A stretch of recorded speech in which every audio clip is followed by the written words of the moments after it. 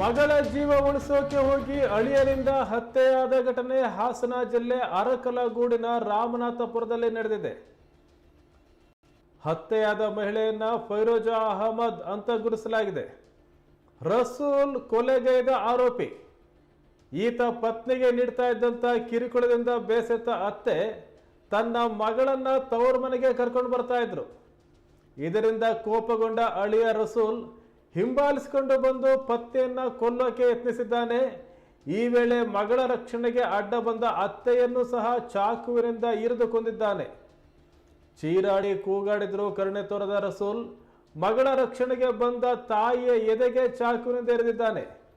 ಬಳಿಕ ಅತ್ತೆ ಕೆಳಗೆ ಕುಸಿದು ಬಿದ್ದರೂ ಸಹ ಬಿಡದೆ ರಸೂಲ್ ಕಾಲಿನಿಂದ ಒದ್ದು ತಲೆಯನ್ನ ರಸ್ತೆಗೆ ಜಜ್ಜಿ ರಾಕ್ಷಸಿ ಕ್ರೌರ್ಯ ಮೆರೆದಿದ್ದಾನೆ. ಅಳಿಯನ ರಾಕ್ಷಸಿ ಕೃತ್ಯ ಸಿಸಿ ಕ್ಯಾಮೆರಾದಲ್ಲಿ ಸೆರೆಯಾಗಿದೆ.